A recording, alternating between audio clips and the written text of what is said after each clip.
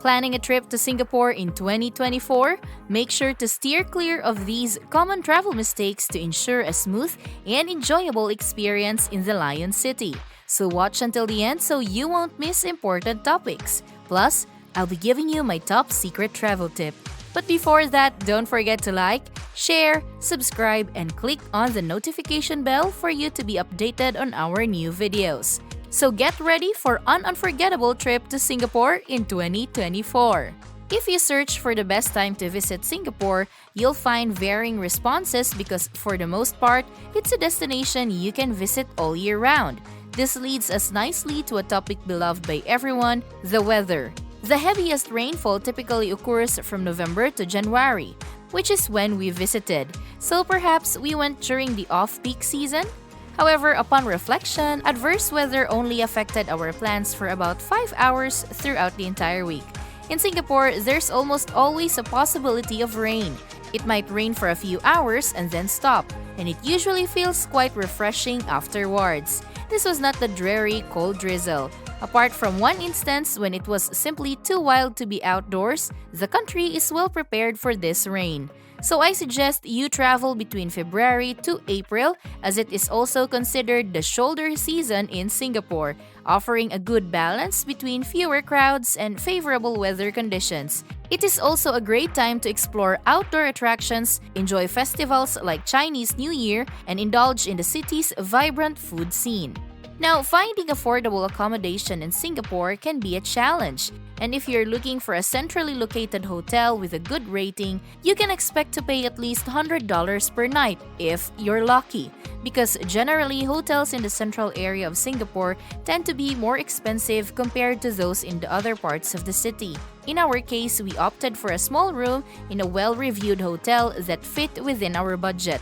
They did have larger rooms available, but since we only used the room for sleeping, it was a fair trade-off for us. The hotel was brand new, so it was clean and being located in Bugis, which is a great area in general. The location was perfect. It was within walking distance to Kampong Glam and had excellent transportation links to the airport, Orchard Road, and Chinatown, all just a single train ride away. The hotel had also 2 balconies, which were a nice spot to relax with a morning coffee. I strongly recommend planning and making hotel reservations in advance to secure better deals and avoid any surprises that may exceed your budget.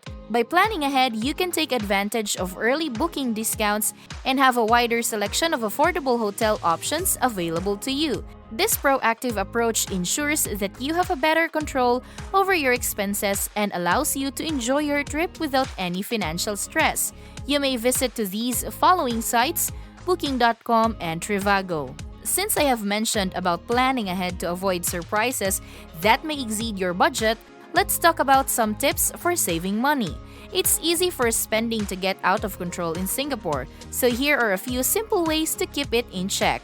If you plan on visiting several of the main attractions, it's definitely worth considering getting a city pass. But to summarize, we saved about a third of what it would have cost to visit 7 attractions individually, so it's almost a no-brainer. There were 2 attractions that required pre-booking once we had a pass.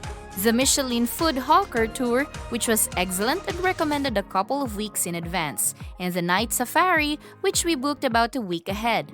However, for all the other attractions, we simply walked up and had our digital tickets scanned at the entrance. You can choose between the Explorer Pass, where you can select how many attractions you want to visit, ranging from 2 to 7, within a 60-day period, allowing flexibility if you're unsure about committing to specific dates. Alternatively, you can opt for all the inclusive pass, which includes Universal Studios and is valid for consecutive days. This option is ideal if you want to make the most out of your time in Singapore, and compared to purchasing individual tickets, could potentially save you a significant amount of money. In terms of food, we found it to be relatively less expensive than we initially assumed for a city like Singapore. You can enjoy a meal at a food court in a mall for as little as $4.86 and still have a satisfying experience. If you choose to dine at a nice restaurant, main course dishes typically start around 11.21 US dollars. And the sky's the limit if you're looking for something more extravagant.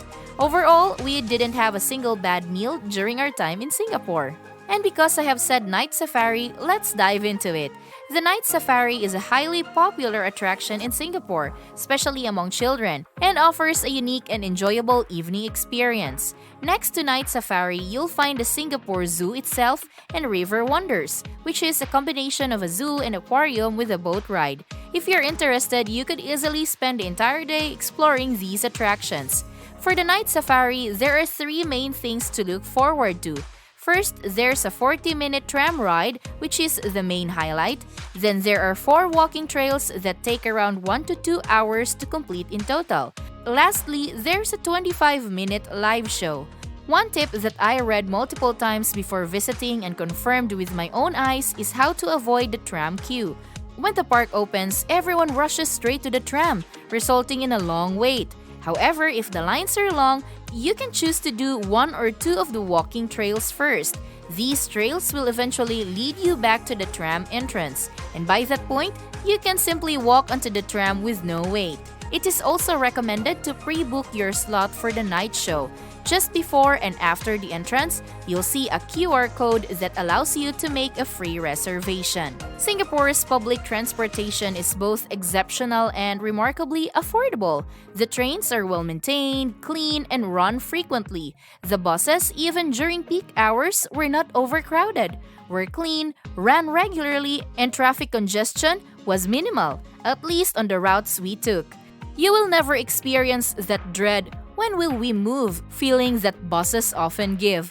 All of these comes at a very reasonable cost. For instance, a train ride from the airport took about an hour and only cost 1.87 US dollars. My key piece of advice regarding transportation is to disregard the Easy Link card or Singapore Tourist Pass cards that are heavily advertised. We simply used our contactless cards through our phones on a pay-as-you-go basis, and it was easy as tapping what you already have. Since most trips cost only 1.12 US dollars, we stayed for 8 days, used transportation daily for every trip, and still only spent 19.43 US dollars per person. In contrast, the Tourist Pass costs 25.41 US dollars and requires you to visit a specific ticket office to collect the card, and you can get a refundable deposit back later. But it all seems like an unnecessary hassle. So for all bus and train rides, you just tap to enter and tap to exit for the correct fare.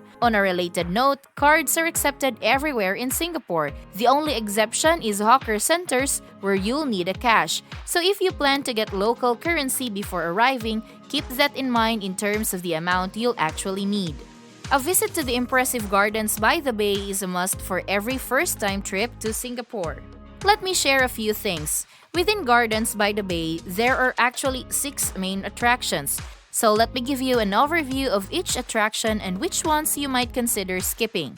Firstly, Gardens by the Bay itself is a completely free to explore. You can take a walk underneath the super trees and around the gardens for a good hour if you'd like. The night show is an additional experience that we paid for.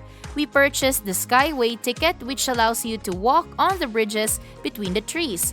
It's a great option and costs only 10.46 US dollars. We only had to wait about 10 minutes in line, but as the evening approaches, the queues might get longer. The second option is the observatory, which is the tallest tree in the grove and has both an outdoor and indoor viewing platform. The views from here are slightly different from the Skyway as you get a more top-down perspective on the nearby trees. One thing to keep in mind is that in the event of rain or lightning, both the Skyway and the outdoor platform of the observatory will be closed. So I would advise against pre-booking the Skyway specifically for this reason. Instead, keep an eye on the weather on the day you plan to visit. The next best attractions, the Flower Dome and Cloud Forest, are just a short walk away. From a pricing standpoint, it's around 7.44 US dollars for a combined ticket to both attractions. So it's probably worth taking advantage of this offer. It was enjoyable but not unique. Still, it's worth visiting as part of the combo ticket. The Floral Fantasy attraction was decent, but at $14.95 unless you have a strong interest in flowers or Instagram poses. It's the easiest one to skip if you're paying full price. Next, let's talk about visiting the Marina Bay Sky Park Observation Deck, which is the most iconic and centrally located viewing platform in Singapore.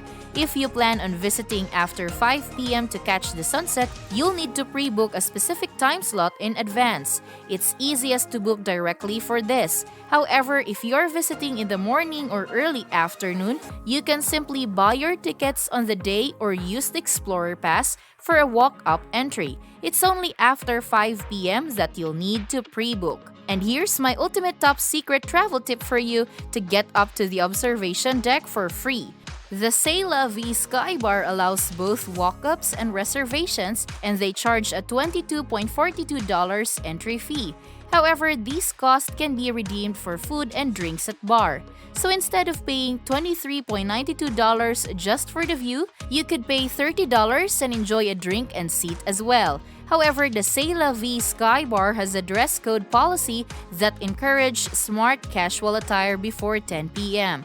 Gentlemen are allowed to wear smart shorts, but they must be paired with covered shoes, and singlets are not permitted. After 10 p.m., the dress code becomes dressy and smart casual.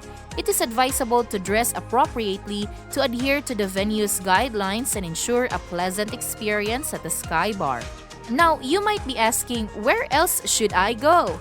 One of the highlights is walking around the free botanical gardens, which is the country's first UNESCO site and spans 60 acres of land. The Singapore Botanic Gardens, situated in the Tanglin district of central Singapore, is a vast and verdant sanctuary. It is home to a wide variety of plants, including rare and endangered species, making it a captivating destination for nature enthusiasts. Visitors can wander through themed gardens, take leisurely strolls, and even indulge in picnics amidst the lush greenery. One of the highlights is the National Orchid Garden, where a breathtaking display of orchids showcases a diverse range of stunning species.